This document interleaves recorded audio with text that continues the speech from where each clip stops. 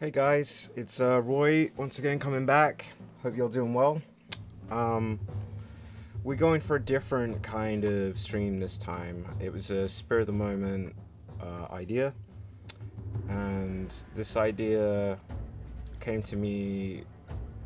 It's basically Teching 101 did something kind of similar, but I thought I'd give it a try myself. Um, we will be getting back to Devil May Cry 3 hopefully at some point. Nobody May Cry. Got some other ideas as well, depending on time and such. But I really wanted to give this idea a try. So we'll see how it goes. But yeah, basically I've just finished the Greed Island arc for Hunter x Hunter after basically uh, yeah, I had a massive hiatus of just not checking out Hunter x Hunter. I basically stopped right as the Greed Island stuff was getting started. So um,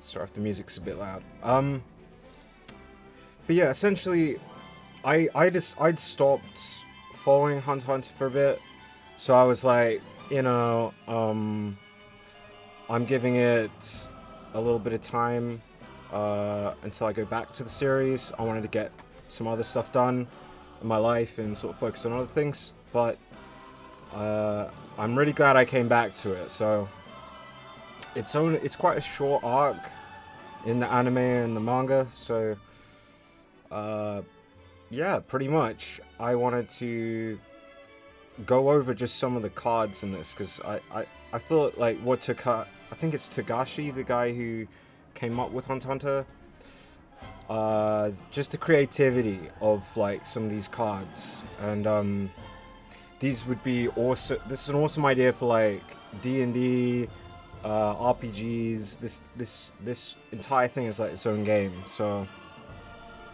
I kind of wanted to just go over in the stream just about sort of what cards kind of you would aim to get, what spell cards you'd find interesting in Greed Island, kind of discussing a few of them because there's like 100 different cards. Um, yeah, I really hope that music isn't too loud for you guys, but hopefully not.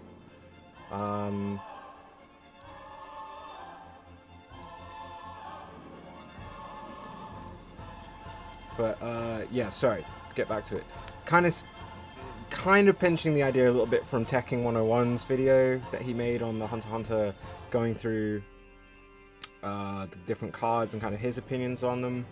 Uh, but in this, I wanted it to be sort of pose the question kind of after we've gone through these, kind of like, or even as we're going through, because part of what happens in Greed Island is if you clear the game and you get 100 of these different cards, you get to pick three of them to keep and oh, sort of keep and use.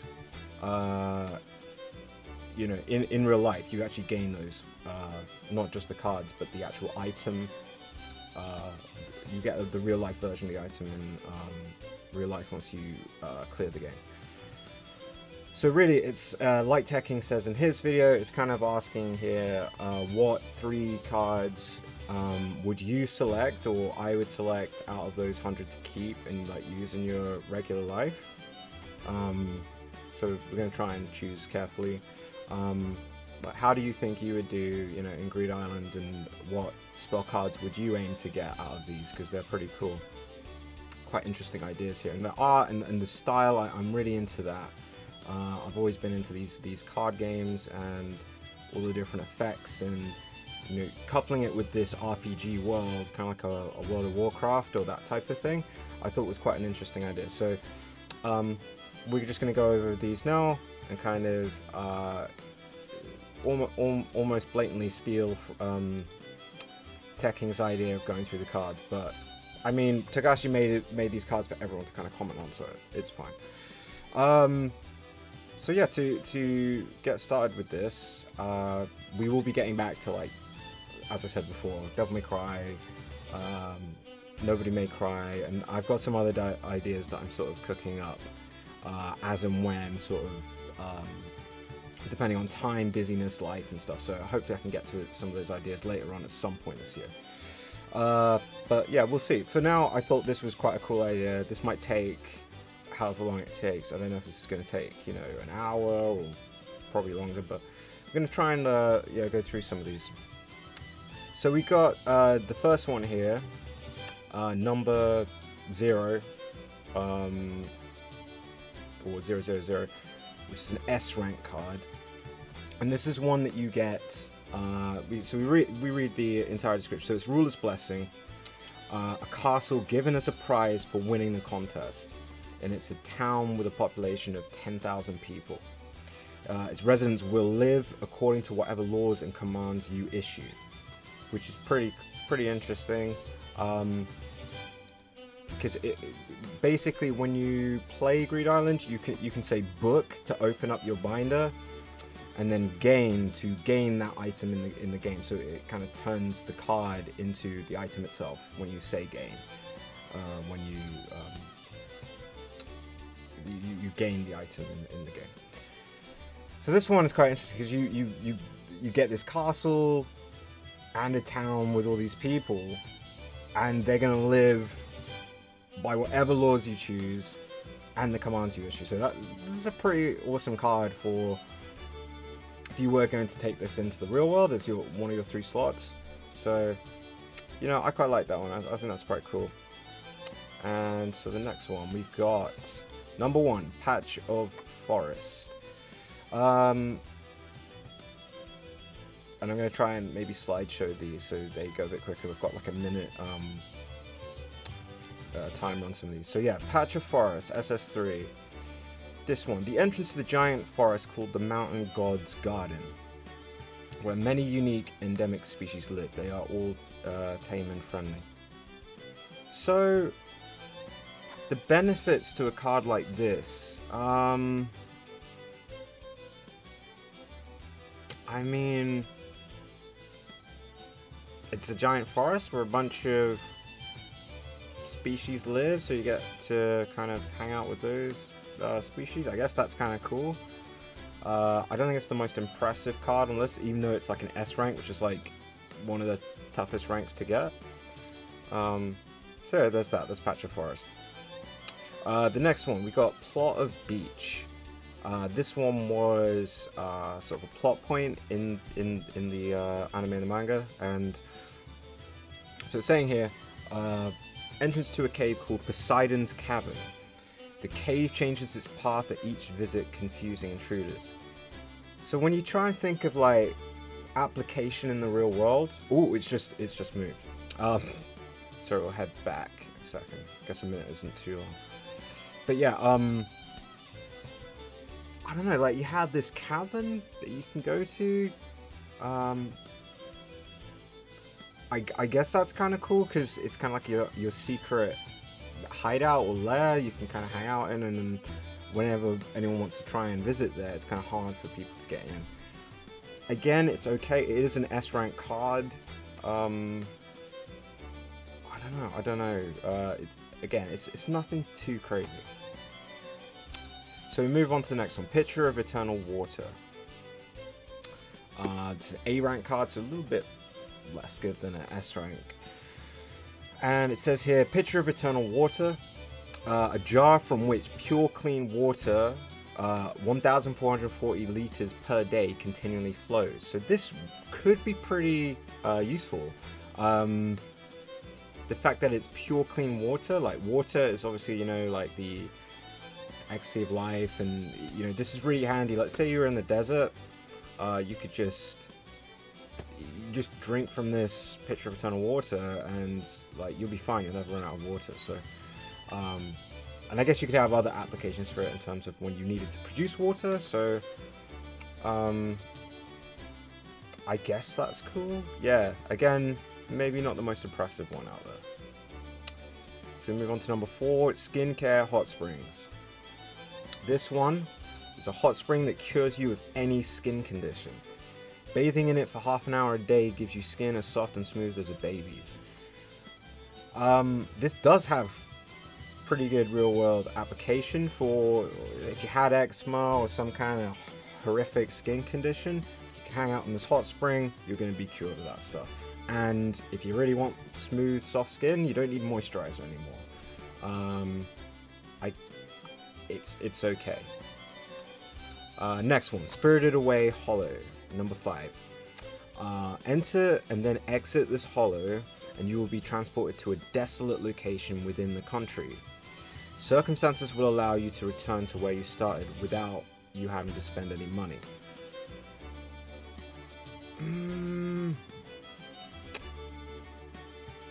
It's just like that desolate location.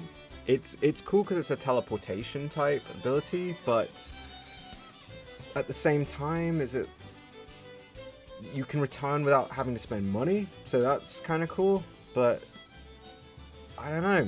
I don't know. Maybe you guys would get more of a kick out of this. I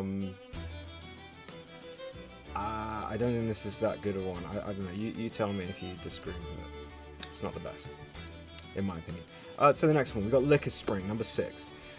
Draw some of this spring's water, and 1 hour later it will become a random alcoholic drink of exquisite taste and extraordinary quality. It's an A rank. This is good. I mean, it's not great if you're an alcoholic and all this stuff, but like,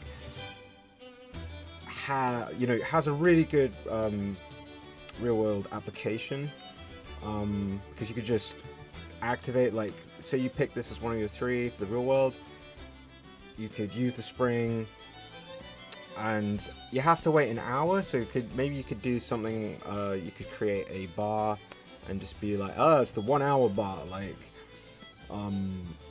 this is going to be water, but then it will turn into like an incredible cocktail or whiskey or wine, whatever you choose, or it'll just be a random one, and it'll be of exquisite taste and extraordinary quality. It seems to have like pretty decent real world application, so I like that one. Next we've got Pregnancy Stone. This is an S rank again. Carry a stone weighing 7 pounds each for 1 month, and you will get pregnant even if you're male. Oh, this could be a bit odd. You may choose to sex the baby by the female or male stone. If you really want to get pregnant, or if you want to mimic that one movie, what was the film? Junior, like with Arnold Schwarzenegger. Like, if you really wanted to get pregnant, this is as you covered. Let's move on. Okay, so we got Mystery Pond next.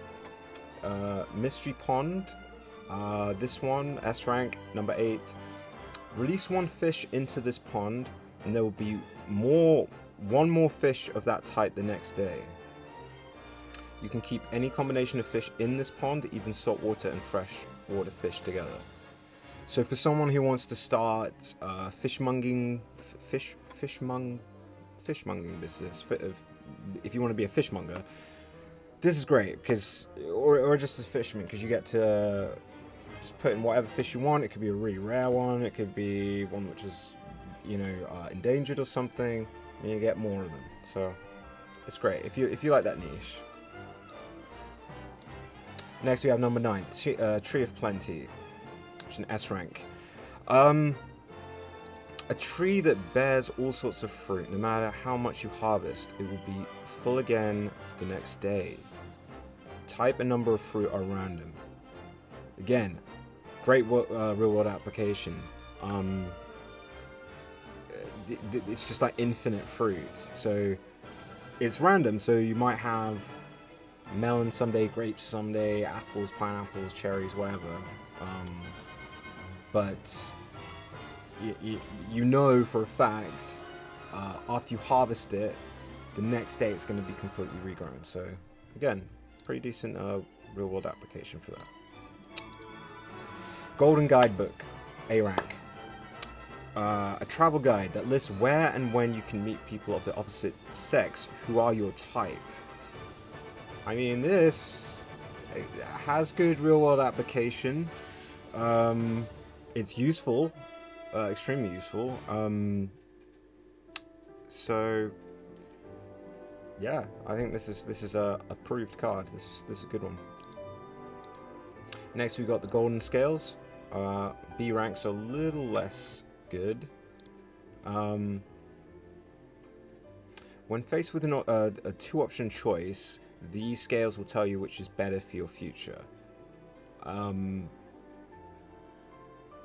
This is really good. I mean, the fact that you can just be like, it can help you if you're an indecisive person. It can give you the sort of go ahead of what is going to be more likely better for you down the road. So I mean, it seems pretty good. Next, we got Golden Dictionary, S rank number 12. Each day, you will find a word glowing gold. You should learn those words because they will come in handy the next day. I mean, it depends on the words. Might have decent reward application. I don't know, you tell me. Next, we've got the Luck Bank book, number 13, A rank. Refrain from using the little things of good luck in your daily life, and you can accumulate and convert them into cash.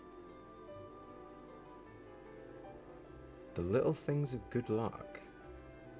So, like, if you had a four-leaf clover or something like that, you can accumulate them. So you could monopolize on, you know, four-leaf clovers, and depending on how much a four-leaf clover costs, I guess this could be pretty good. And next we've got Connection Severing Scissors, which is B rank number 14. Cut a picture of someone you don't want to see with these scissors, and you will never see them again. So you're actively blinding yourself. Caution, it will take effect on everyone in the picture except yourself. So if you are in that picture. Yeah, I mean, if you really don't... It kind of reminds me of that Black Mirror episode where you can, like, block someone, you don't see them anymore. Pretty interesting idea. Alright, next card is the Fickle Genie, the S rank number 15. So for this one, the genie will grant you 3 wishes, but you need to suggest 1,000 potential, significantly different wishes, and he will choose 3 from among them. No cheating by asking for different increments of money. Okay, so it's different prerequisite. It's like a nerfed version of well, actually, maybe it's not a nerfed version of the Disney Aladdin genie, because in a way the drawback is that you have to suggest 1,000 wishes to the guy, and then he'd be like, okay, I'll pick 3 of those, and then you can have that. Interesting. It's just like any other genie in a lot of ways, but like the nerfing element, I think it's 1,000 different wishes, right? You have to ask him, and then he's only gonna pick 3. And but you're not tied to that genie thing of, oh, I can't wish like death or a wish for someone to fall in love, that kind of thing. So, right, what we got next? We got the Fairy King's Advice, an S rank, number 16. So the Fairy King offers you a gentle, apt advice on what you lack or what you should fix. The annoying thing is he appears when he wants to. So I guess his advice could be very, very helpful, but it's kind of like Navi from Zelda. So he's going to be like annoying the crap out of you, probably telling you like, oh, you need to fix this about your life. Oh, you know, that could get annoying for certain people. But if you're really into self-development and stuff like that, this is going to be handy. Next, we got big one, big one. Angel's Breath, also known as Breath the Archangel, number 17, which is an SS rank, even better than an S. She cures one person of all wounds and ills, restoring them to perfect health, but she can only appear once, every one time you use her. And then the card is lost. And this is quite a hard card to get. A lot of people in the anime, like, this is one of the highly coveted cards and quite high rank there for good reason, because it doesn't matter if you have like your fingers blown off, your hand or your arm or legs or whatever it is, or if you have like an incurable disease or that kind of thing. As long as you're not dead, this thing, she can cure you completely back to 100% full health, which is really, really good. So this might be actually one. This is a potential for the slot of 3. I mean, this is really useful.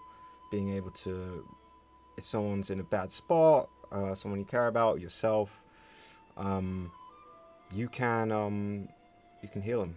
So next we got Imp's Wink, A rank, number 18. You will experience the most amazing ecstasy when she winks at you. She can appear multiple times. Be warned, it can get addictive. We can see how this could be problematic as well as useful. So, I don't know. You decide. If you really want to, you can have this lady wink at you, and then you'll just experience the most amazing ecstasy you've ever felt in your life. So, I guess that's pretty good. But the addictive nature of that, like cigarettes, it's not the best. Next, we've got Poltergeist Pillar, A rank, 19, number 19. We're getting through these relatively quick. We're about like 25% through now, or we're going to be. So the Poltergeist Pillar, sleep on this pillow, and your astral form will be able to wander at will. But you will turn into a real ghost if you do not return to your body within 24 hours. Interesting. Like, the fact that you could become like a little ghost for a bit, and you can phase through walls, and I don't know, be all spooky for a bit. Like, that's awesome. But the problem is, if you're having too much fun with it, and then it hits 23 hours 59 seconds, and there's that little bit of, oh, I need to get back to my body, or else I'm gonna be a ghost forever and I can never return. So next we've got Mood Clock, B rank, number 20. This clock sets your current state of mind. Turn it to noon and you will maintain perfect serenity. Thus you can adjust your emotions according to the situation. This could be incredibly useful in real life. We're all human, right? So yeah, to be able to, like, if you're in a crappy mood, to be able to set the clock to noon and just be like, oh, I'm fine, or if you're going through a lot of crap in your life, or you don't feel great about stuff, like, this is so helpful, right? This is like, you can just immediately make yourself happy. I don't know if you ever want to like make yourself angry. Like, why would you want to do that? Or sad. Why would you want to do that? You'd want to just switch it to happy constantly. So, yep, this is very, very useful. If you're feeling a bit like nervous about something, this is going to help you. Can just switch it to happy, elated. So, yeah, Mood Clock, that's a thumbs up. X-ray goggles. So we've seen this in fiction a few times. You can see through things. So this is going to have a lot of, like there's superpowers like this and other items in games. So, in anime and things. So you can see through things. An adjustment dial allows you to set the X-ray depth. That's kind of useful. The only thing it cannot see through is a pack of spell cards from Macedora. So Macedora is the city of magic in Greed Island, where you get to, like, there's like a card shop where you can buy cards. Yeah, I mean, X-ray vision, like that's gonna have some kind of real world use. B rank number 21.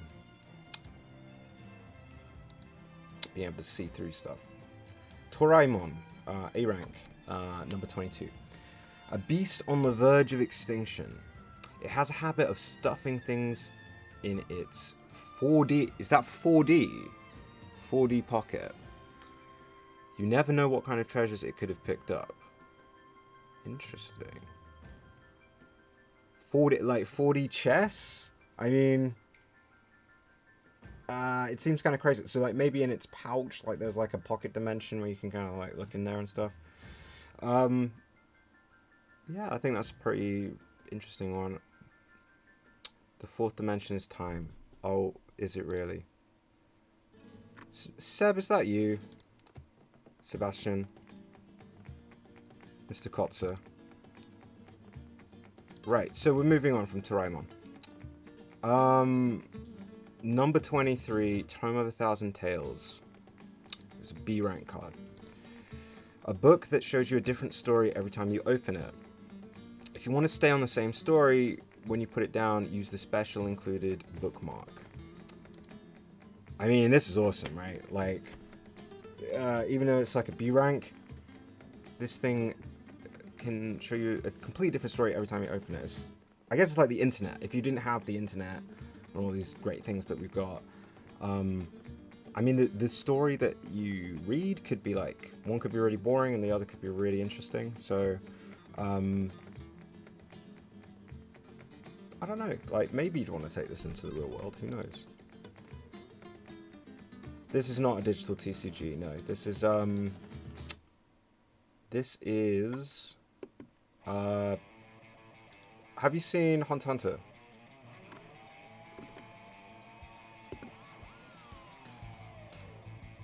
No, okay. But you've seen Dr. Stone? Because you've seen it with me, so...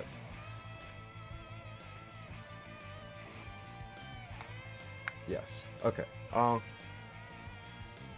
No, this is it's from a anime manga called Hunter x Hunter, Hunter x Hunter,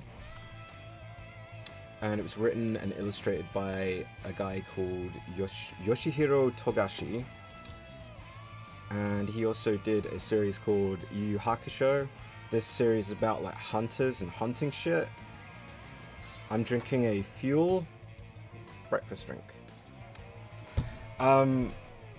But no, the reason why I'm going through these because these cards are fascinating, and they kind of make you want to, I don't know, at least for me, think about like what kind of, if you were creating a game,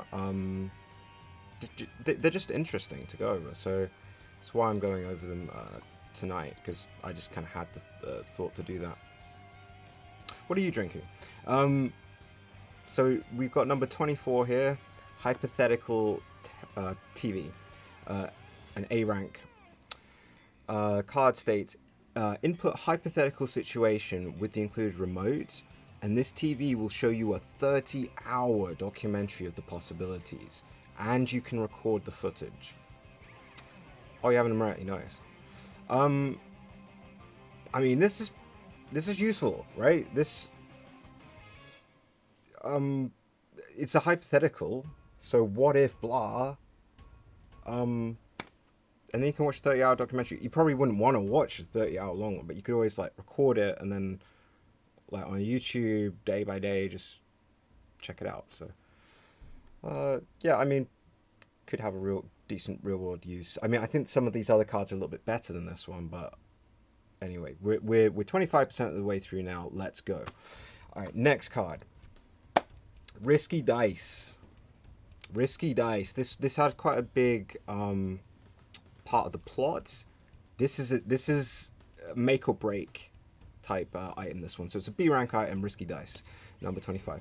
A 20-sided die with one skull face and 19 star faces. Great things happen when you roll a star, but rolling the skull will be bad. Bad enough to cancel out all the previous great events. So you could, if you're a gambling addict or something like that, you go to the slots, go to Vegas or something, and just roll this thing like crazy. If you really wanted to risk getting a fortune, but say you did this like 19 times and it was just like star star star, you know, that last one is going to end up screwing you over. You might even die, sort of thing. Like you roll the red and then just the entire, just, I don't know, someone trips on a wire and then it causes like a big explosion or something and everyone blows up. Or just you walk out of the casino with your earnings and then just, I don't know, a sign just falls on your head and you just splat, you're gone. So at your own risk, you use it at your own risk. Next card we've got Night Shift Dwarves, A rank 26, number 26. So these guys, they can do any work you can do, and they will work as long as you are asleep. So you have to be asleep for these to be active. They cannot do anything beyond your abilities. So I suppose in certain circumstances this could be really good. If you're a real tough guy, if you're really strong, all the rest of them are going to be strong. So if you need manpower for something, you'll be fine. Or if you're like extremely smart, if you're good with computers or something like that, these guys will be able to do all your code. You just need to go take a nap. I mean, why wouldn't you want these guys? I mean, this oh, wrong way. This seems pretty good. So yeah. Next we got number 27, B rank, the Book of VIP passes. You can go anywhere with these passes, and you have 1,000 of them to use. So think about your favorite celebrities. Think about like VIP treatment for certain, I don't know, companies you'd want to visit and stuff. This is amazing. I mean, 1,000 different times you can use this to basically go where you want. So you can go and, you know, turn up at, you know, wherever you want. Pretty sick. Next we got Capricious Remote, B rank, number 28.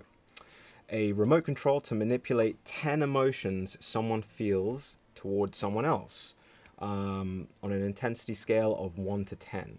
You cannot control how people feel toward you. So I guess it's kind of good as like a magic item. Just being able to say someone like hates your guts and you want to just be like, oh, think well of me again. Then you can just ramp it up to 10, and then they love you or whatever. Or slide it the other way, like if you want someone to hate you, I suppose. Or just think kind of neutrally of you. So depending on what you want, like the Capricious Remote has got you covered. Next, we've got the pre-order vouchers, A rank, number 29. Write the name of any commercially available product on the voucher, and you'll be guaranteed to get it regardless of its scarcity. You still have to pay. Get 1,000 of these. This is good for, you know, crazy collectors like me that want certain things, like, I don't know, Illustration Pikachu. You could just write that on there, and you're guaranteed to get, I don't know, is this going to arrive in the mail or something, or someone's going to send you an offer on eBay? I don't know, but the downside is you still have to pay for it. So maybe that isn't that good, because you got Illustration Pikachu's like millions or whatever crazy amount it's up to now. So you could probably have some, other than just, you know, card collecting, this is useful for a bunch of other stuff. So yeah, that's a good one. Next we got number 30, B rank, Favor Cushion. Seat someone on the cushion and he will do one thing for you, he or she, so long as it is within his capabilities. This is kind of a little bit of a mind control-y one. So you're going to sit there, or really you seat someone. You'd be like, please take a seat, or I'm sitting you on the seat. And then they're going to do one thing for you. So, I don't know, you could get a little bit like messed up with what you ask, but you could just be like, could I please, can you give me your wallet? You know, that's a lot less messed up, you know. You don't necessarily have to say something really horrible. You could say something which is just like, hey, can I just have all the money in your wallet? And they'll just be like, okay, sure. So that's cool. What we got now? Number 31, double postcard to the dead. This is an S rank, so a little bit better than some of the ones we've been seeing. Not an SS, but an S. So it's number 31. Address and mail this return postage paid postcard to a deceased person, and you will get a reply the next day. Sometimes I don't know how this would work, like in the actual universe of Hunter x Hunter and stuff like that. Like the people who created this game, I don't know if they have like godlike powers or something. That they're powerful hunters and end users, but this is pretty powerful. I mean, you could send you have a book of 1,000 postcards, so you could send whoever you idolize or think is awesome. You know, send Einstein a postcard, send Shakespeare a postcard, like whoever, right? So, and you'll get a reply. So I guess just maybe don't ask stupid questions, and you won't waste all. You got 1,000 uses, so that's pretty cool. So next you got number 32, Parrot Candy, B rank card. This candy allows for whoever consumes it to perfectly mimic any voice they can think of. The effects last until the next time something is eaten. And there's 10 packs here. Each pack has 50 candies. So that's 500 times you could do this. Seems pretty useful if you wanted to mimic people or do a really good impression. Right, next we've got Hormone Cookies, S rank, number 33. After eating the candy, your sex will temporarily change for 24 hours. A set of 10 boxes and 20 cookies per box. So 200 chances to change your sex. If you want to do it, if you want to try it, because you can just have another one to, if you're like, oh, I don't really fancy this, I'll go back, you know. I guess it's a lot cheaper than, you know, a sex change operation. Next, we've got number 34, Universal Survey, B rank. Write a set of questions about yourself, and whoever you give it to will answer all of the questions honestly, and it's reusable. So, pretty good. Although, I don't know if this is going to, like, probably hurt your feelings a ton, if everyone's going to answer honestly. Depending on the questions being asked, I guess use at your own risk, or at your own risk of being hurt. Yeah, I don't know. There's some other cool ones in here too. Next we've got Chameleon Cat, S rank, number 35. An endangered species, once tamed, it can transform into any animal. However, its mass remains constant, so it will be a tiny elephant or a large hamster.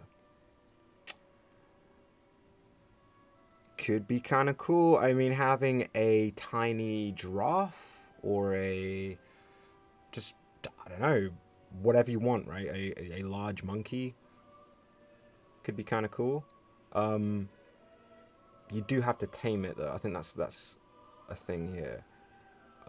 But the fact that it can turn into, I mean, this in a lot of ways it's the ultimate pet, because it can turn into any animal that you want. So that's kind of cool.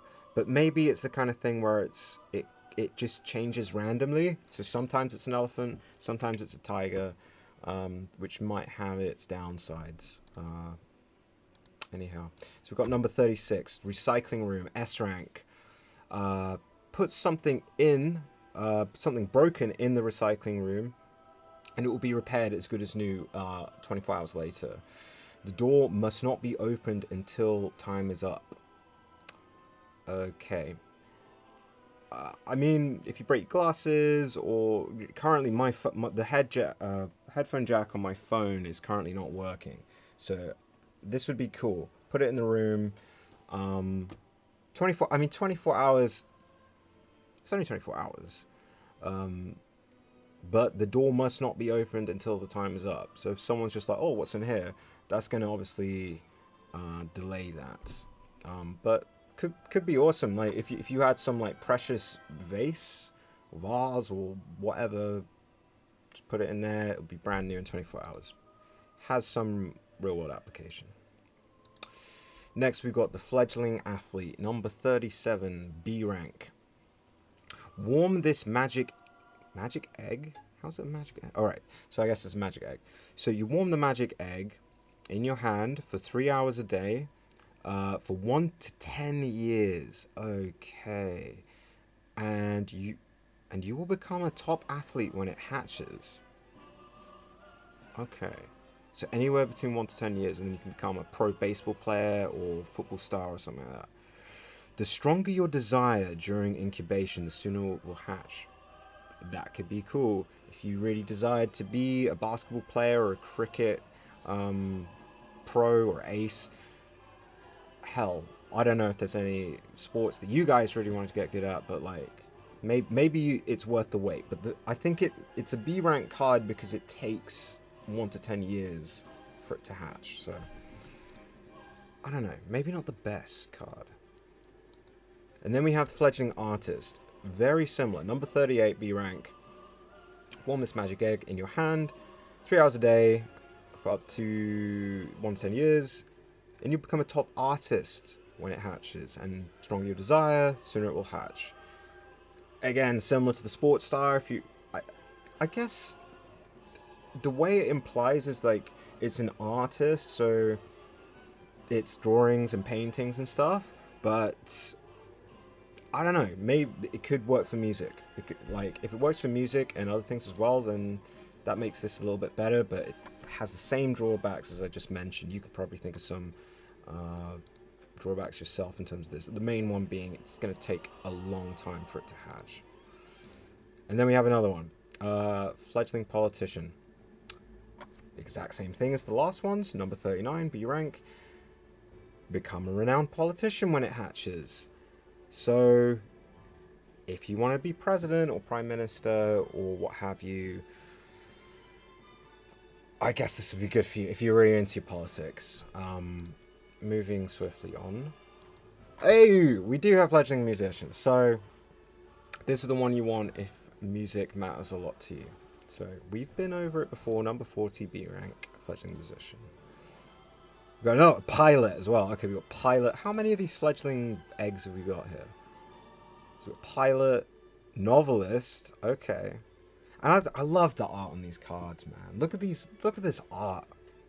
I'm wondering. I think it was Togashi himself who did this, the artwork for these in the manga, and they adapted that art for the anime. But yeah, I love the art. We've got Gambler as well, number 43. So depending on what you want to become, an actor. What else we got? CEO. You know, if you want to be CEO of... It just says, like, become a top CEO. So it doesn't actually say, like, if it's Apple, Amazon, you know, SpaceX, whatever it is. So, I don't know. What do you guys think? Do you like these fledgling cards? Do you think they're any good? Because, like, for instance, this one, I don't know. Like, can you kick Elon Musk out of SpaceX and replace him, or are you just a CEO of, like, I don't know, a toilet paper company or something like that? I don't know, man. We'll see. Next, okay, we're back to the magic. We're back to the spells and a bit more interesting stuff. But hey, if you want the fledgling eggs, go wild. If they're your favorites, then fine. We've got the Gold Dust Girl, A rank, number 46.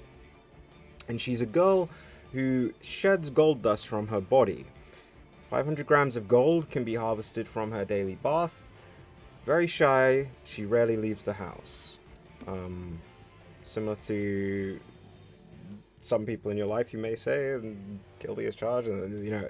Anyway, so 500 grams of gold can be harvested from her bath after she's had a bath. So, I mean, if you're investing in gold, this is going to be good, right? Or if you just want like a shit ton of gold money, yeah, this is good.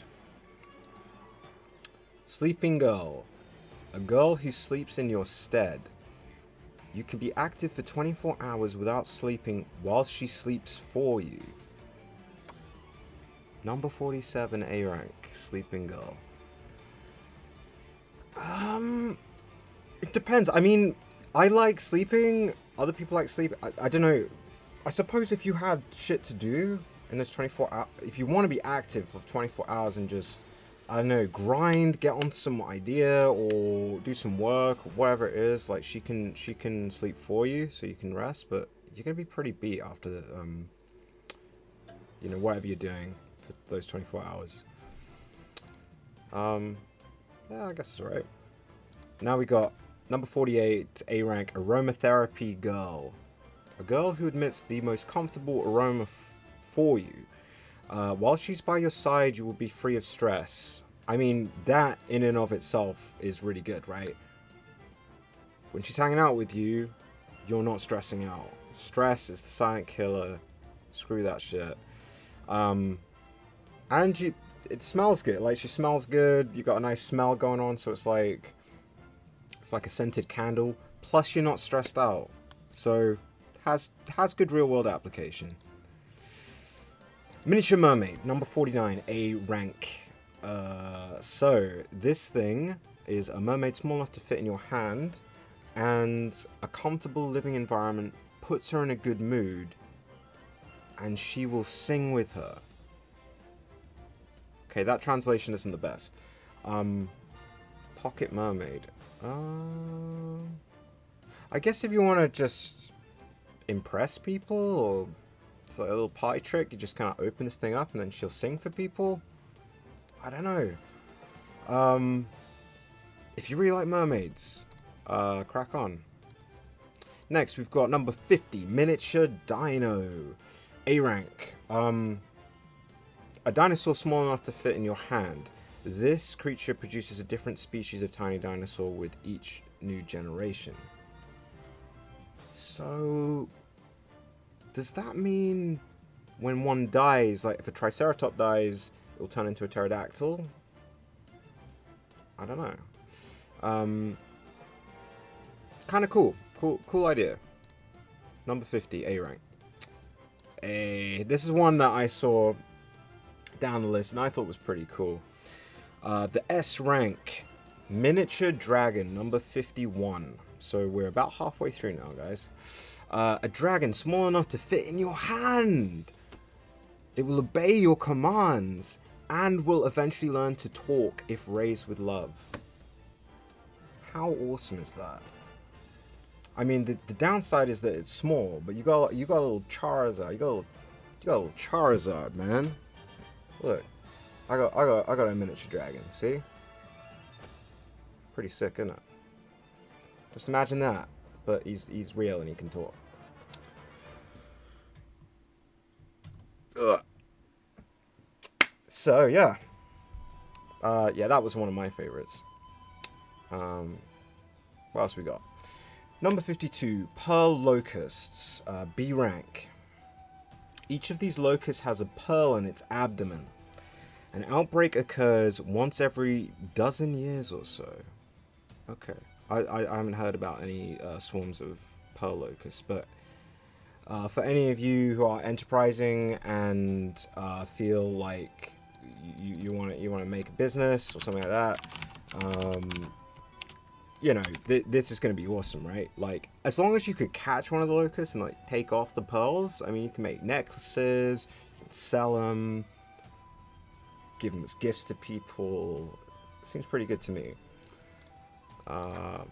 But the downside, and probably why it's a B rank, is you probably have to catch those locusts because they're probably just hopping around everywhere, and I don't know if those are going to fall off, those pearls, if they're hopping around. Next we got number 58, A rank, King White Stag Beetle. It uses special pheromones to lure other insects to build a huge colony. It leaves the colony once a day for an evening stroll. Now this is just this is like a species that you can find in the Greed Island game, and and it's the kind of thing where you need to grab it and then you get this card. I don't know, like maybe if some people are really into stag beetles. I know some people collect stag beetles and keep them as pets. If you wanted like the super special one, which is white, I guess that's good. Moving on. Number 54, Millennium Butterfly, A rank.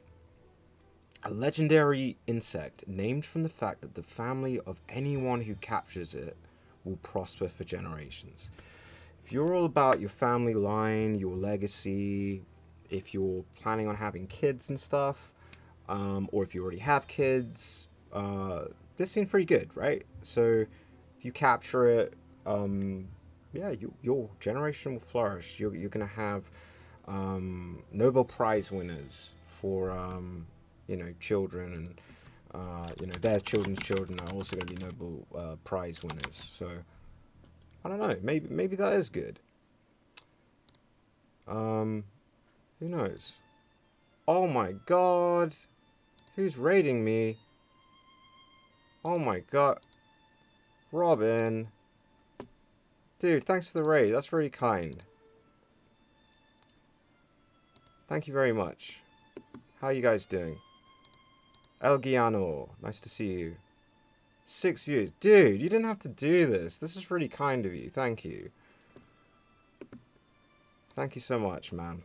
Yeah, so in the stream, man, I'm going through Greed Island cards. I don't know if you guys have seen Hunter x Hunter. Spoilers if you don't want spoilers for an arc of Hunter x Hunter, but yeah, we're going through some Greed Island cards, folks, and we're trying to come up with the 3 that we would choose if we were going to take them into the real world. Bro, thank you so much for the raid, man. I think this is my first raid as well. This is nuts.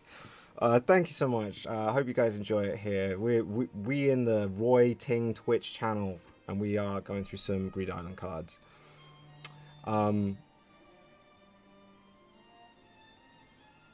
Elgian, telling people about some guy that showed up in the competitive Pokemon subreddit asking how he can improve the team. Oh, interesting.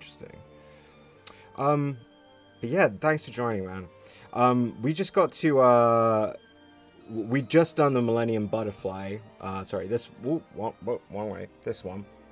And no, that way. Yeah, basically, if you capture this thing, your family's going to prosper for generations. Maybe not the best card. He had an Eevee, Absol, and that's all I have to mention. Oh, okay. Oh, what, you're saying the Revenge Shop? You don't like that one? So yeah, here we go. Revenge Shop, number 55, A rank card. Report your grudges to the manager, and he will retaliate for you in proportion to your grievance. Pay extra to request a more severe retaliation. I don't know, guys. You tell me. Is this a good card? Maybe I'm missing something here, but I guess he's a hitman. He will retaliate for you in proportion to the grievance. So if someone's messing with you, maybe you can use him as a hitman. I don't know. Maybe I don't know if you'd want him, but like, yeah, A rank. I just feel like there's other better options here, but I don't know. Maybe people would pick this one. Okay, what we got next? Number 56, Perfect Memory Studio, B25. Specify a time and date to get a picture of yourself in the past. You may also request a sequence of photographs. This is going to be good for people who have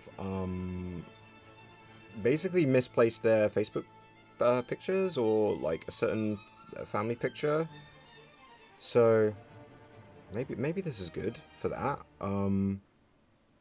Again, I think there's more, there's better cards. Next, we've got number 57, Hideout Realtor. This is an A rank card.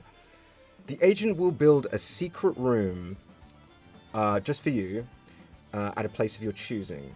However, you must not tell anyone about it or bring anybody to it. So that is where we have a little bit of a downside here, right? So secret room of that's awesome, right? Secret room. But you're gonna maybe tell someone about this at some point. Oh my god, I just got this sick secret room. And then it's gonna vanish or something like that. So as long as you keep it secret, I can see how this could have an application in reality. So we've got the next one. Number 58, Secret Video Rental. This is an A rank card. Rent videos of other people's secrets. Ho ho! You must not show the video or discuss its contents with anyone. So I don't know, man. Like the fact that you can't upload this to YouTube, and you can't discuss any of this. You just have to keep it to yourself. What happens to the things in the room when it vanishes? It doesn't actually state it on the card. This is just what my interpretation of it, but your interpretation, you know, you tell me as well as we're going through these cards here. I mean, let me know in chats this way. Let me know in the chat which of these cards you would pick up or put in your 3 slots to take into reality. Secret video rental. I can see how some people may be interested in this one. Next, we've got number 59, Instant Foreign Language School, A rank. Spend time studying a language at this school and you will accrue time on a timer, which is included. While the timer is activated and counting down, you will be fluent in the language. You don't need Duolingo anymore. If you're on Duolingo and you got this, what's the point? Just uninstall Duolingo. But yeah, while the timer is activated, you're fluent. When the count reaches 0, you lose Japanese, you lose Afrikaans, you lose German. So, oh yeah, sure, Eliana. Yeah, that's no worries. Go for it, man. Yeah, so let's have a look at the next card, because we're almost through these. I think there's only like 40 or so left. So we've got the Long Lost Delivery card. This is a B rank, and this is number 60. Long Lost Delivery. Call the number and describe the item you lost, and it will be delivered to you the next day. It must be lost for longer than a month. So, I don't know how forgetful you guys are, or if we all hate losing stuff, right? So, this would be really useful, because if you've lost something for longer than a month, call the number, be like, hey, I lost, funnily enough, I lost my hunter license. I had a hunter license prop, little hunter card. I've lost that now. I've looked all throughout my room. I just can't find this thing anywhere. I would call them up and be like, hey man, I've lost my plastic hunter license. And then he'd be like, yeah, no problem. Next day delivery. It's like Amazon, but for lost items. Cool idea. Next, we've got number 61, vending checkup, A rank. A full body medical scan for 500 Jenny. Jenny is the currency they use in Hunter x Hunter, or at Green Island as well. So that's just money. So you could, I don't know what the actual conversion rate is, but anyway. So you do this full body medical scan. However, the only results are all clear or anomaly detected, in which case it is recommended you see a doctor. Right. Anomaly detected. I mean, if you are a hypochondriac, this is great because it's going to tell you, yep, you're fine, or let's go see a doctor now. So, I guess, yeah, it has good real world application. It's hard to choose out of these 3. If you're going to take 3 to the real world, this would be tough. Club, you rule. B rank, number 62.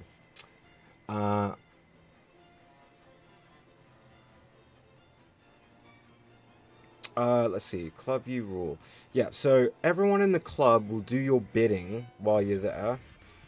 However, 1 hour in the club equals a day outside.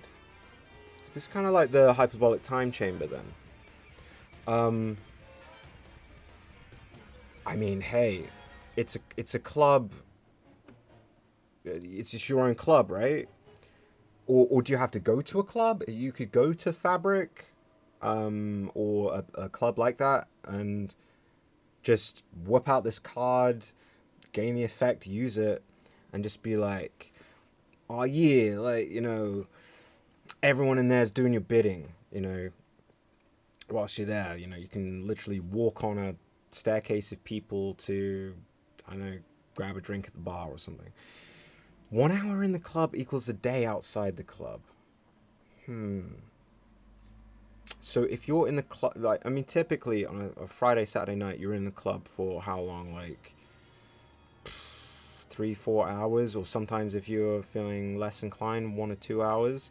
That's two, you know, it could be 2 days, could be 4 days, depending on how long you're in the club. So that's a downside to it. But I mean, hey, for club goers and for party people, who isn't going to want to choose this?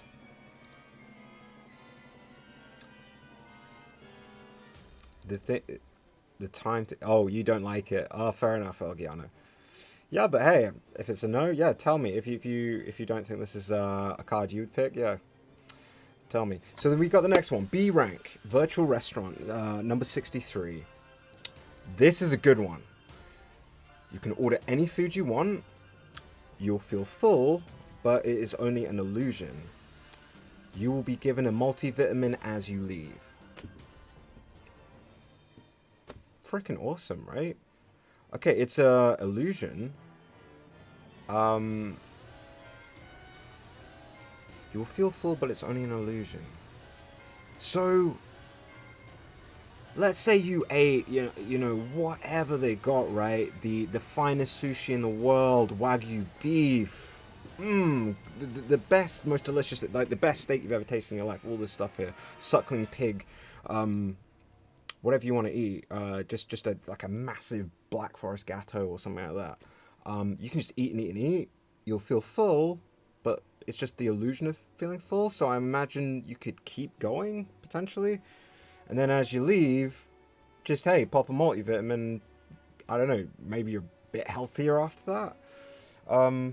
I think this is a good card. I don't know what you guys think, but I think this is a good card, right? What do you guys think? I just can't eat as much anymore. Yeah, man. All right, so the next one we got is number 64, Witch's Love Potion, B rank. Kiss a pill, so you have to take out one of the pills, mwah, and have your intended drink it, as in maybe the one you want to rizz up, right? And he or she will fall in love with you. One pill lasts 1 week, so it's not forever. One vial contains 500 pills, so you get 500 times to do this stuff.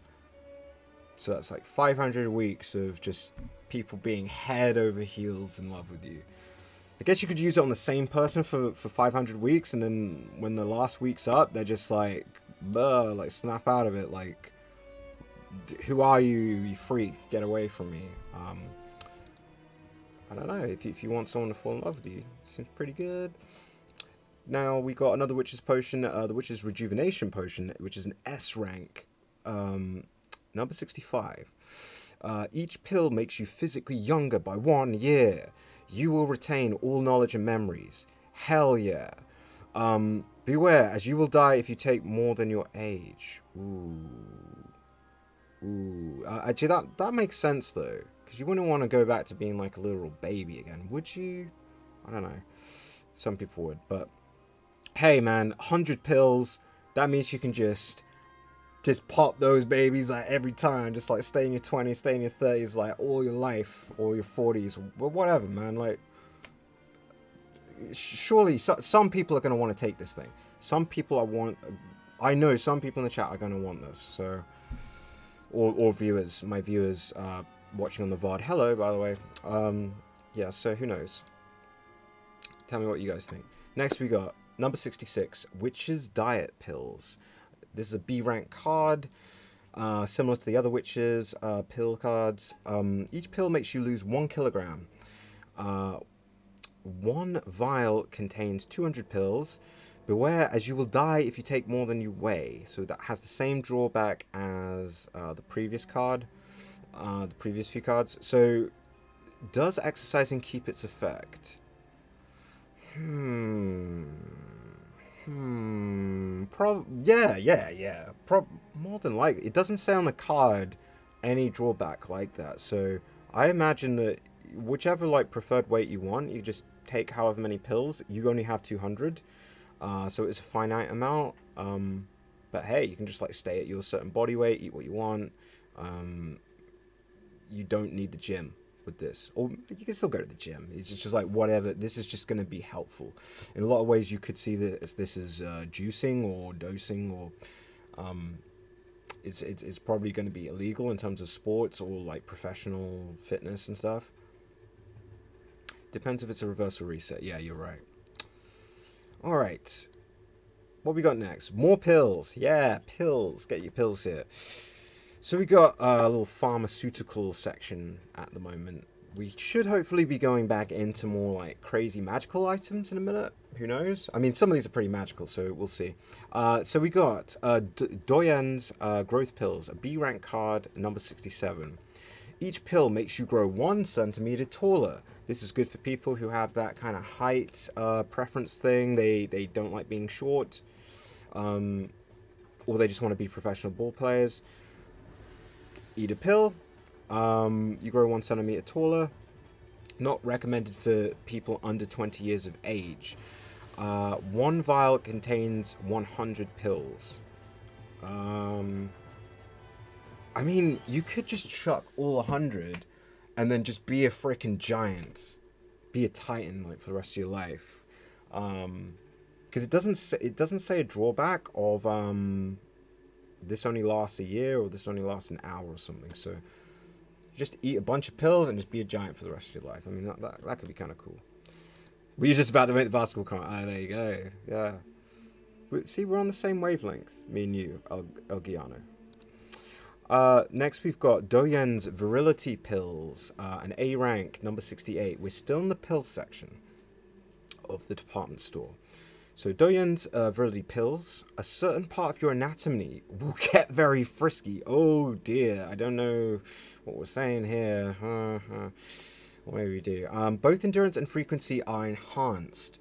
500 pills to a vial. Jeez. Okay. Well, we all know what that's about. I'm guessing there's some of you sickos watching might want this, but anyway, moving on. Next, we've got another Doyen product, B rank, number 69, Doyen's Hair Restorer. Luxurious hair will grow wherever it is applied.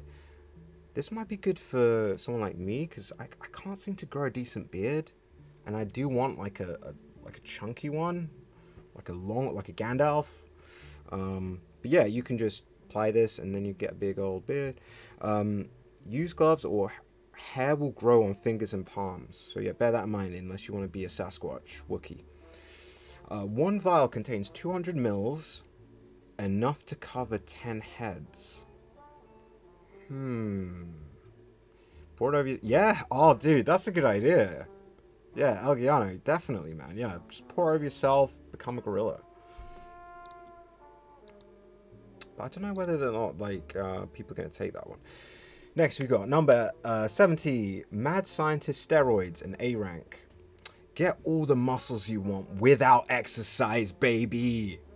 Hell yeah. You must drink a liter a day for a week, and it tastes horrible. That's not good.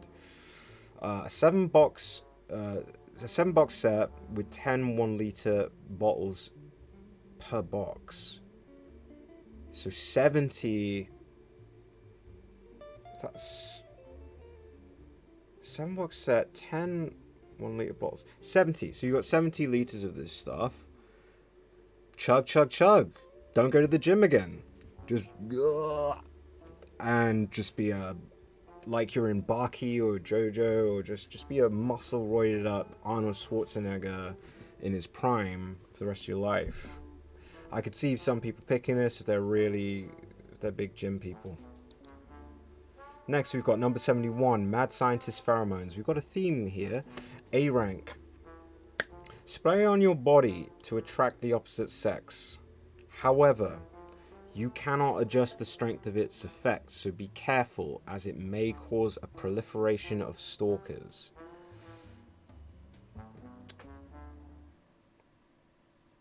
Sorry, one sec. So, Elgano. Is that the pronunciation? So that's another no for you. Okay. I mean, hey, man. I mean, some people might want to choose this.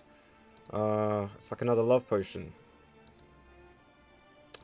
Alright, so, number 72. Mad Scientist Plastic Surgery. Oh, it's so El Giano. Is it El Giano? Anyway, number 72, A rank. Mad Scientist Plastic Surgery. Scan a picture of the face you want, and you will end up an exact likeness. So if you wanted to look like Brad Pitt, or if you wanted to look like who's that actor? Ryan Gosling, or whoever, right? Yeah, you can be an exact likeness of the dude. Each surgery carries a 5% chance of failure. Okay, that's not good. And a 1% chance the machine itself will break.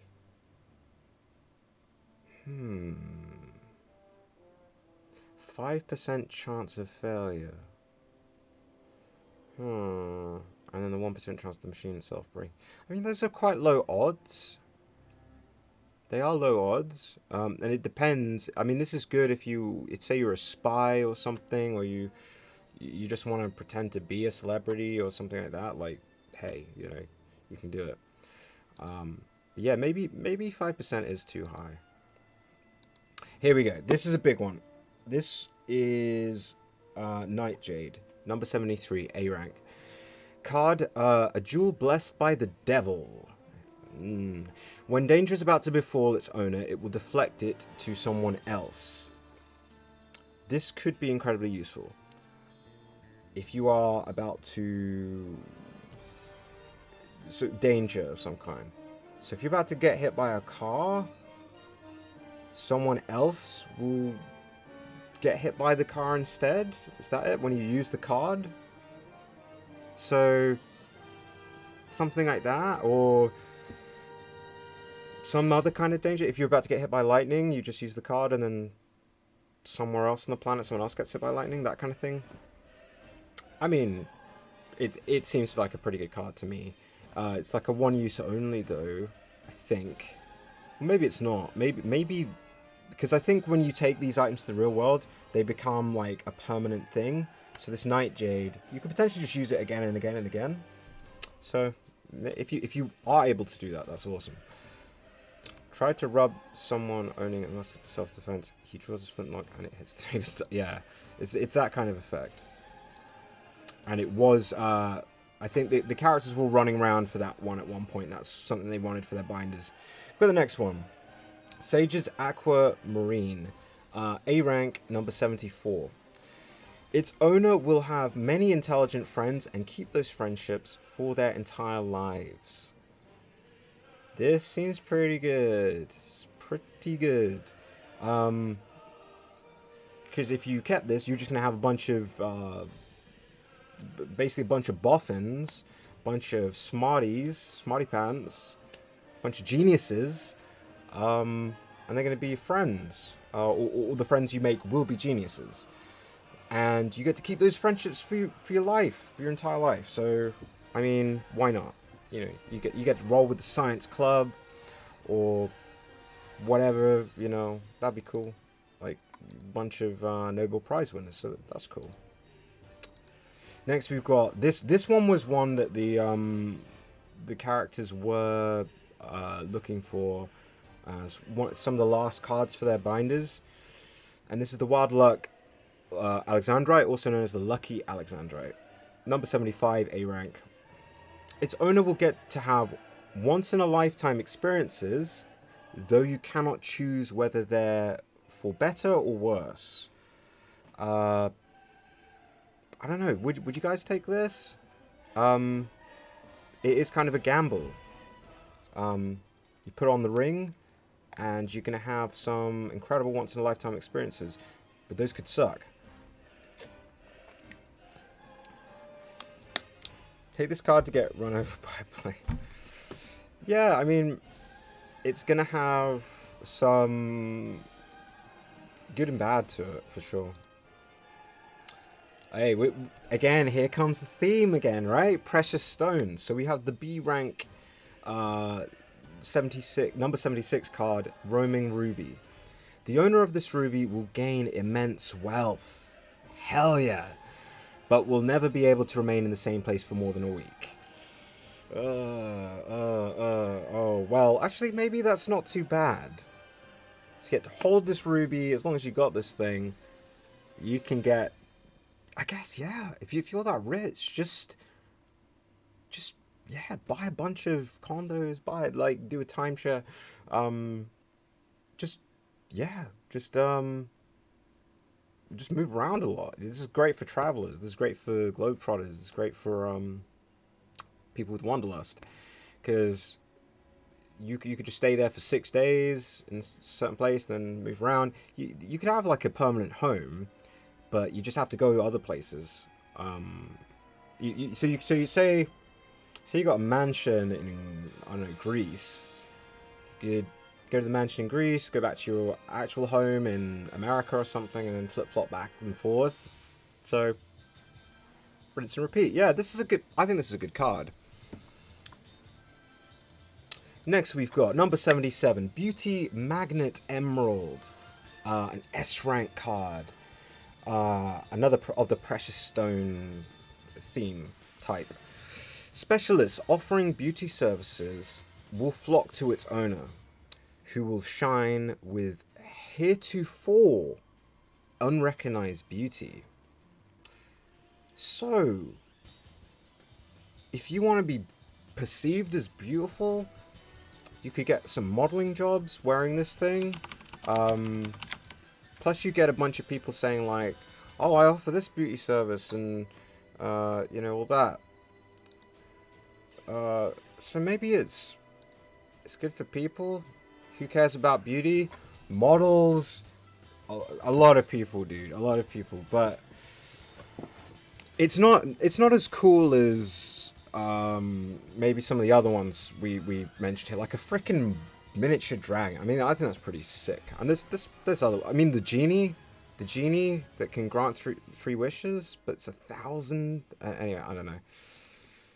Yeah, the miniature dragon. That's a sick card, man. Moving on. So we got the Lonely Sapphire, B rank, number 78.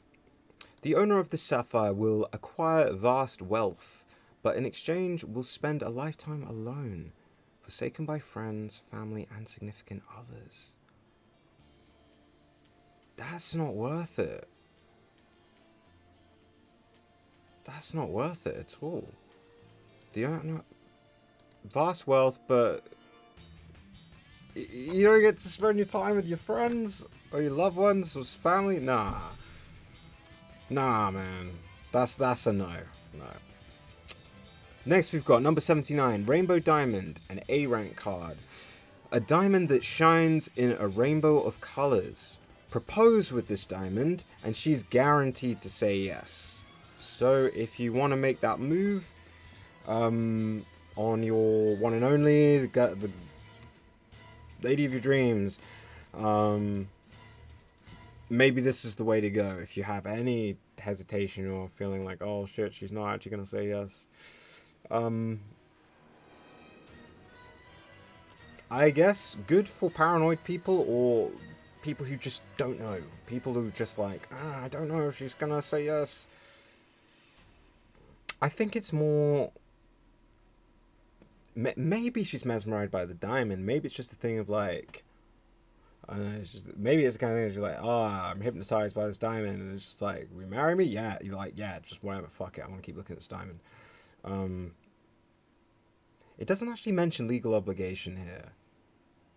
And there's no like there's no like tiny font text here where it's saying like, by the way, she's legally obligated to say yes. She's guaranteed to say yes. I don't know. Next, we've got number 80, S rank, Levitation Stone. Here we go, here we go. This is where shit's starting to get more awesome now, okay? We're getting to the last few cards. Levitation Stone. A stone about 1 carat in size that levitates. It can levitate one person and receives energy from sunlight. Sick. Fucking sick. We all want to fly, right? So... And 1 carat in size. Like a carat... 0.2 grams. So this is... So the size is going to be kind of tiny. It's going to be teeny tiny. And it can levitate itself. So you can just leave it there and it's like it's floating in the air. And if you're holding it or something, you can fly. You can freaking fly or levitate at least. You know, that's pretty cool. 200% pick. Yeah, I mean, that's freaking awesome. You should be like Superman. So I imagine some people are going to pick that. Next we've got, this was Biscuit's pick from the anime, who's the tutor or the teacher of Gon and Killua. And it's SS rank, so this is a sizzling, super good card. Number 81, Blue Planet. And this one is a unique blue jewel. Its composition does not correspond to any known mineral. So it was given this name to mean a gift from space. Now, this one's interesting. It's not giving you a cool superpower or ability or spell or something. It's not giving you ability, but it is so unique. This jewel, and yeah, at the end of the arc, spoiler alert, if you don't want to hear the well, at the end of the arc, this is one of the picks. Someone chooses this, so I don't know if this person's going to go and sell this for a bunch, or they're just keeping it for their own collection. It sounded like they were going to keep it for their own personal collection. Biscuit, but yeah, its composition does not correspond to any known mineral. So it's completely unique. Given this name to mean a gift from space, so it's like a space rock. It's pretty cool. A unique blue gem. I don't know, like, I think it appeals to some people. Here we go. All right, back to some cool shit. Back to some D&D-ish stuff. Got number 82, A rank, Staff of Judgment. Raise the staff in the air while calling out the name of someone you want to punish, and calamity will befall the one of you who has committed more bad deeds, the target or yourself. This could have extreme drawbacks depending on your morality and the stupid shit you've done in your life. Just basically don't pick this. If you're an asshole, don't pick this, because, well, I don't know, the target. If you just went like Donald Trump, yeah, I'm getting political now. Oh, sorry. But something, or Vladimir Putin. Who knows? Who knows, man? Yeah, so there we go. Here we go. Sword of Truth. This is a cool one. This is cool. Even though it's I think, yeah, bad deeds do way more, I believe. But yeah, this one, the Sword of Truth. This isn't an S rank. This isn't like a super special, rare, valuable card, but I think this is a cool card. Number 83, B rank, Sword of Truth. splits into anything and anyone deceitful. So if you wielded this thing and you just like whoosh, it could split them in half. Anything that's deceitful and anyone that's deceitful. In trials, it's a criminal's worst nightmare. The sword will shatter when used to cut something true. That's a downside. But will regenerate if stored in its scabbard for a day. So you can keep reusing it even if it was done on someone honest or true. So, I don't know, I think that's pretty sick. And the card just looks really cool. I think this was a prize for a rock, paper, scissors tournament. Rock, paper, scissors? What was it? Rock, paper, scissors. Yeah, and rock, paper, scissors was like a big theme for Greed Island as well. Like a certain character gets abilities based on rock, paper, scissors and this kind of stuff. New Pinocchio just dropped. Okay. Do you mean like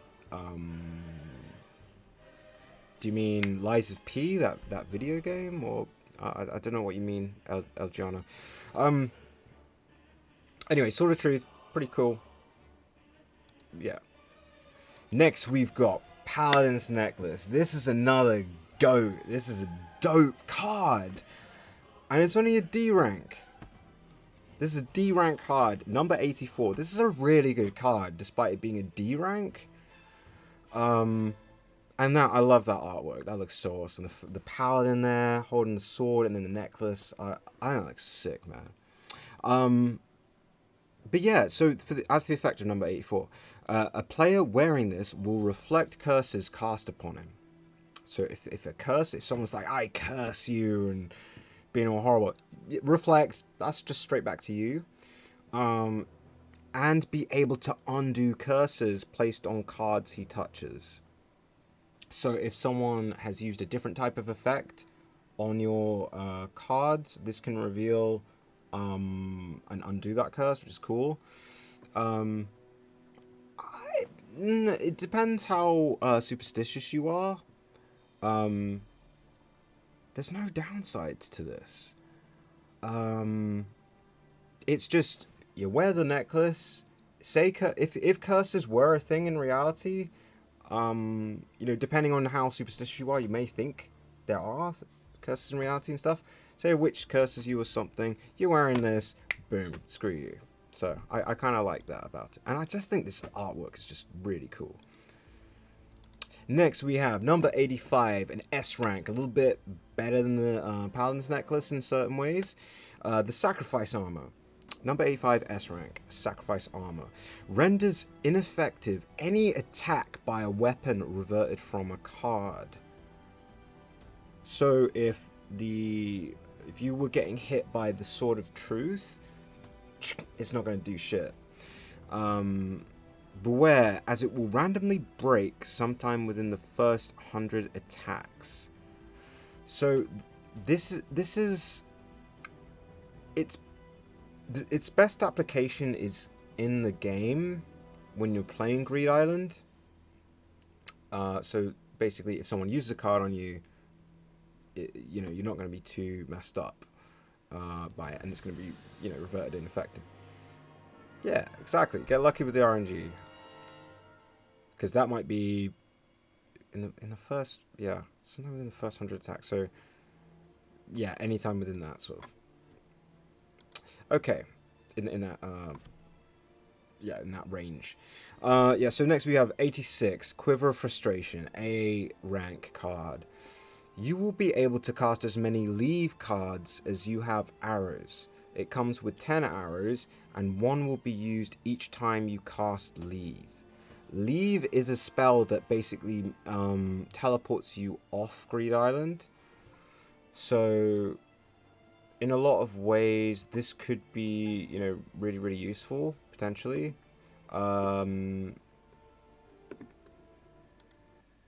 Yeah, I don't know. I'd have to show you... I'd have to show you the leave card. I think the leave card's here somewhere. But, yeah, we'll be able to move to that shortly. Uh, yeah, basically this is more to do with leave cards, so we can move on from that. Next, we've got number 87, Shield of Faith, S rank. The spells Relegate, Return, Drift, and Collision will be rendered ineffective within a radius of 20 meters of the player armed with the shield. Okay.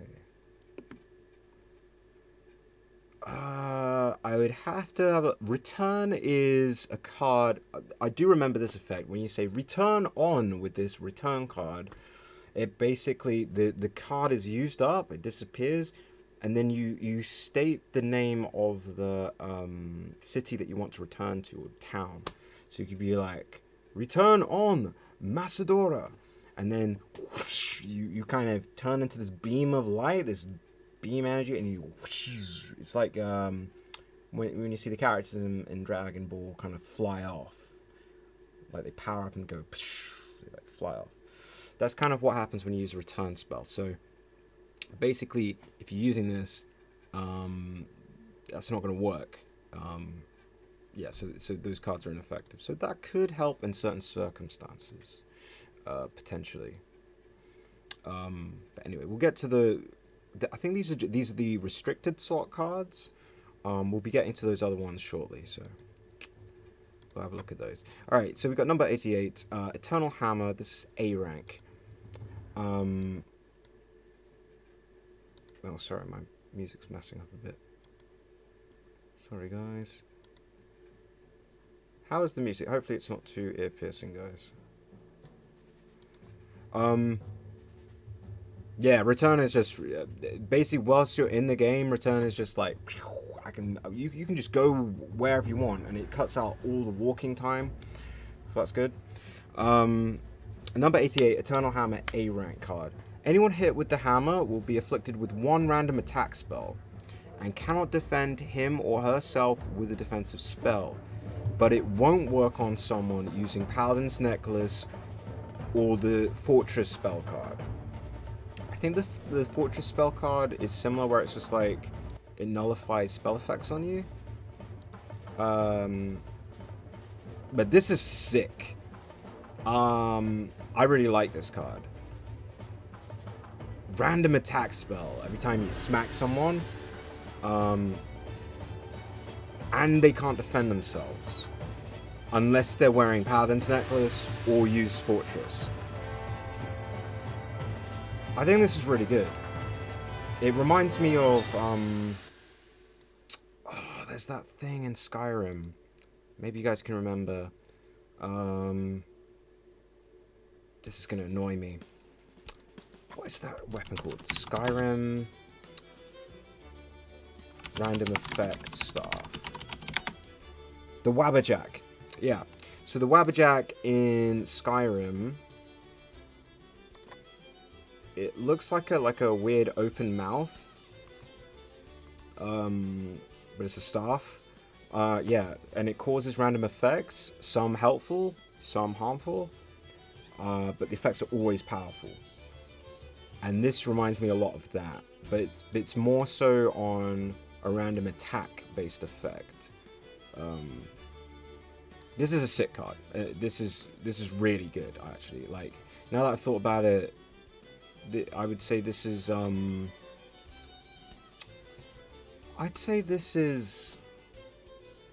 this might be like one of the better weapon cards potentially. Just because random attack spell, that could be really useful. Next we got one which was, this was featured in the anime and the manga. The Tax Collector's Gauntlet, an A rank, number 89. Grants you the ability to catch Levy. However, it will destroy one random specified slot card from your binder every time. You cannot cast it if your specified slots are empty. Basically, when you're wearing this gauntlet, the Levy ability lets you steal cards from other people. So you could steal... They're always random, I think. I think that's the spell effect of Levy. but you basically, you could take some really valuable cards from someone, or really rare cards from someone, but you could also take some ones which aren't that good, you know, some worthless ones. So I think you can keep using it as well. Once you've gained it, when you've said gain. So it seems like it could be useful. Yeah, really useful actually. The next one we've got is number 90, Memory Helmet, A rank. When you wear this helmet, you will never forget things you see or hear while wearing the helmet. Unfortunately, it's extremely large, cumbersome, and heavy, so this seems great. Yeah, if you have short-term memory loss, if you've been drinking, if you've been, if you're inebriated of any kind, or yeah, this, or if you're just really forgetful, you know, I can be quite forgetful. So wearing this thing, I ain't forgetting nothing I hear or see whilst I'm wearing this thing. So that is really useful. So this has a really good real world use, but the problem it being like, oh, this is really large and heavy, it's weighing you down. So I don't know. Maybe not to everyone's taste. Next we've got 91, number 91, Plastic King, an A rank card. Recombine the parts of this 1-to-1 scale model kit to build any kind of vehicle. Fully functional, fuel not included.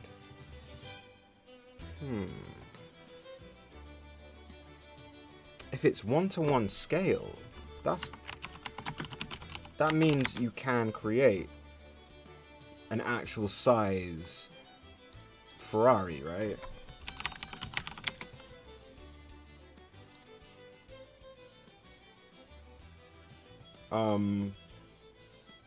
But I suppose, would you need the expertise? Would you need someone who's like a car building engineer in order to get the best use out of this thing? I suppose you could just use it and sell the parts as well. The fact that fuel's not included is a bummer as well. So next card, we've got number 92, SWAT ticket, S rank. Rip the ticket and give it to someone you want to switch with, and you can live his or her life for 24 hours. Oh man. How did I like not see this? Amazing.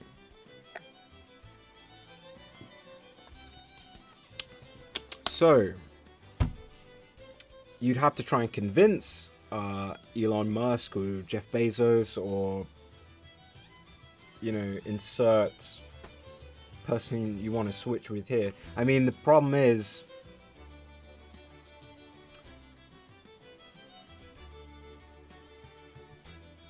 do you have to give this over? Do you have to? Because they're going to be in your life for 24 hours too, right? So you got 1,000 of these. I think maybe they do have to accept it. Maybe they have to accept that, man. That's the main drawback of this. You have to rip the ticket and then give it to someone. I guess they have to accept it. I guess you have to go like, oh, Mr. Elon, how are you? Oh, take this ticket. And it's likely you're just gonna get like beaten down by bodyguards. But hey, I don't know. What do you guys think? Next we've got number 93, Book of Life. Number 93, B rank Book of Life. Sorry. B is not a number. An encyclopedia of everyone who's been in your life since your birth, with records of conversations and memorable incidents. It may end up being tens of thousands of pages long. So it's going to be a thick old book. It's probably going to be real thick, probably way thicker than that. But this would be awesome. This would be awesome. You'd just be like, flipping through it, be like, oh, I remember this. Oh, I remember this time. You don't need like a camcorder. You don't need a photo or anything like that. You can just check the encyclopedia, and then that's awesome. I really like that. Book of Life is awesome. Book of Life's freaking awesome, but the problem is it's very, very long. I really like this one. What you guys tell me? I think this is cool. Next we've got. I was talking to someone in a Discord recently, and they said that this card was their favorite card. So let's have a look. Number 94, S rank, Bandit's Blade. A successful attack with this weapon will cast Mug, Pickpocket, or Thief on the target. It's not effective on someone using Paladin's Necklace or the Fortress spell card. So, as the name implies, I think Mug, Thief, Pickpocket, these types of abilities steal cards from you if you're in Greed Island. They can take cards from your binder. I don't know if they can actually take... I think they can take the card, the card form from a binder. I don't know if they can take the actual item itself. I need to reread Mug, Pickpocket, and Thief, and Levy as well, because I need to see what their effects are. So, for whatever reason, this person said that Bandit's Blade was their favorite, because it's probably that nifty Thief effect. Next card we've got is Secret Cape, A rank, number 95. You will be under the effect of Blackout Curtain while wearing this cape. Blackout Curtain, if memory serves, that's one which hides your... I think it hides the contents of your card binder. Or it hides... it's like the contents of the binder, or all those thief effects I've just mentioned. They don't work. Like when you're under the effect of a blackout curtain, no one can pinch your shit or look into your binder and stuff like that. So if you want to be secretive, I think that's quite good. Next we've got number 96, Clairvoyant Snake, another A rank. Feed it a card rank C or above, and it will spit out a clairvoyance. Clairvoyance, again, I can't remember the effect of clairvoyance. Clairvoyance is like seeing the future, perceiving things in the future. I think it has a similar effect like the card itself. Again, I'd have to have a look at the effect. Clairvoyant Snake. Number 97, 3D Camera. A rank. Pictures taken with this will be developed as 3D object. Oh, okay. With all textures reproduced. Make enlargements as needed.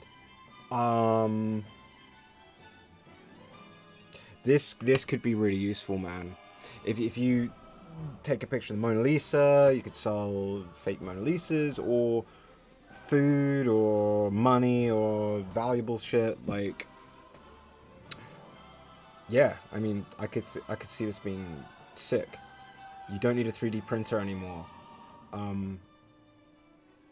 Also, fictional stuff. Like, if you want like a just whatever, like whatever memorabilia or whatever fictional settings item or something, anything that you want, just take a picture of the camera, develop it, and then they're 3D objects. So you know, this is a good one. This is a good one.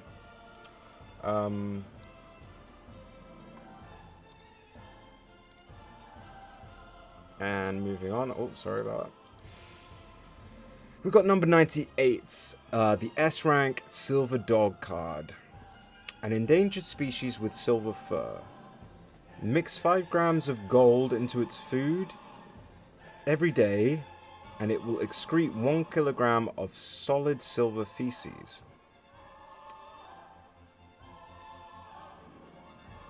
I think that the downside of the silver dog is that you have to feed it 5 grams of gold.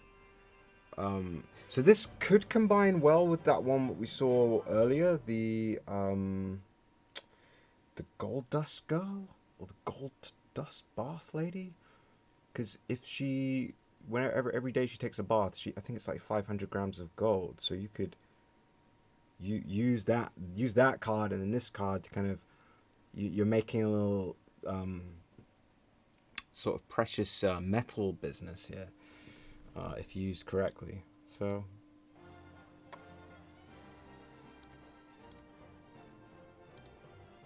yeah. Next we've got number 99. We're almost done. We're almost done with the restricted slot cards, I think. Number 99, Panda made an S-rank card. An endangered species, very neat and loves to cook, and each has a hobby such as sewing or gardening. They are excellent at taking care of human children. Okay, so this is it's a pet, it's a babysitter. It can cook. That's cool. And it's got some nice hobbies like sewing and gardening. So could be useful having a panda like that. And then we've got number 100, G rank. Map of the island gives the player an empty map that automatically fills in as they explore. So this is good as just getting around Greed Island as you explore, like Macedora, as you explore. I'm trying to think of the other one. Sofarabi? I think that's another location.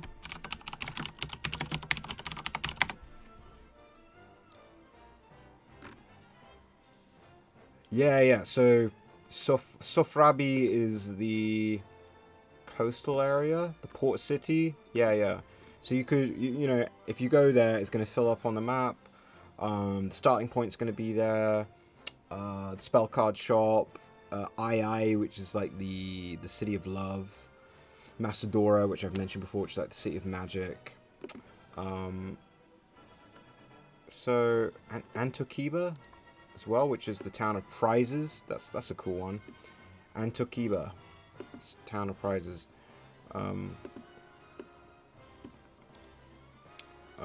So yeah, the map of the island, pretty cool. Here we go. All right, I've been looking forward to this. This might take. That was yeah. So that stuff that you just saw there, that was all the 100 restricted slot cards. Meaning, if you get all 100 of those, you win the game, and then you get to pick out of any of those 100 cards what you want to take into the real world, which is pretty damn cool. I think there's only 90 spell cards, 90 or so spell cards.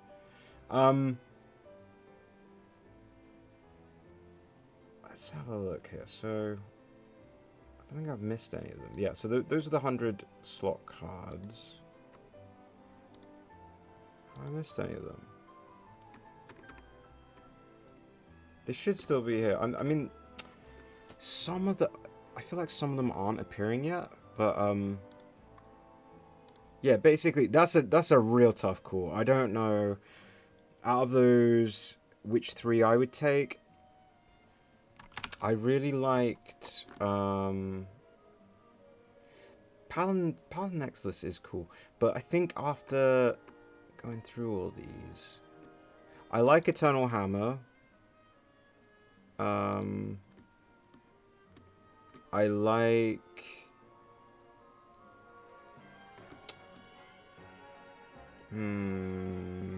Virtual Restaurant. That's freaking sick.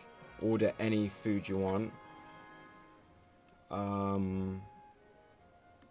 Clubby Rule is interesting. Miniature. I love Miniature Dragon. I think Miniature Dragon's great.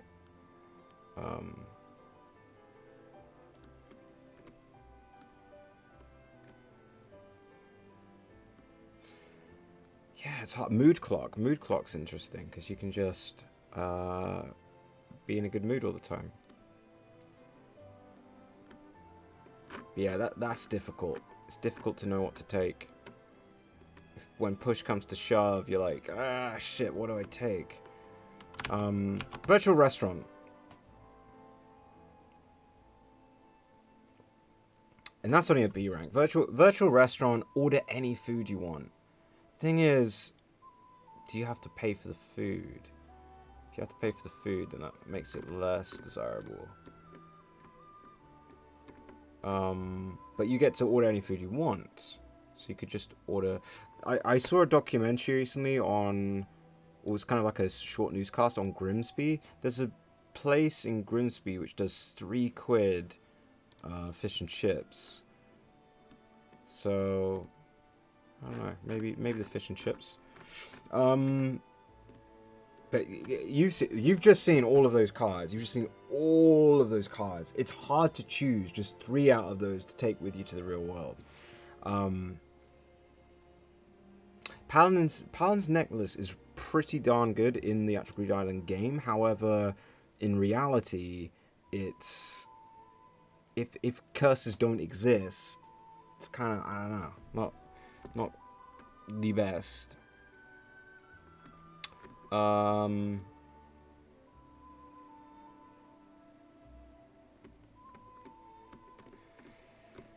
Yeah, that's so tough. I like Miniature Dragon, to be honest. I think Miniature Dragon, yeah, just be so cool to have like a little mini dragon that can breathe fire and talk and shit. That'd be cool.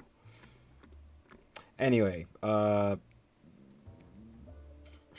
it's kind of a tentative virtual restaurant because, yeah, just order any food you want. The thing is, I don't know if you can get stuck with the bill. And the Eternal Hammer, because anyone hit with the hammer, bink donk, you get a random attack spell. And they can't defend themselves against the attack spell. So maybe Eternal Hammer is maybe it is a... Sword of Truth is good as well. So yeah, Eternal Hammer, Miniature Dragon, in the virtual restaurant, maybe. There's probably better choices. Don't know. It's tricky, because some of those other ones are really good too. Okay, so we're done with the restricted slot cards. Sorry, couldn't get my words out then. So we're gonna have a short pause. I know it's getting late and stuff, but there's only 90-ish cards left to go, folks. So we can have a look at some spells too. I'm kind of in the mood to do that. So let me just quickly say.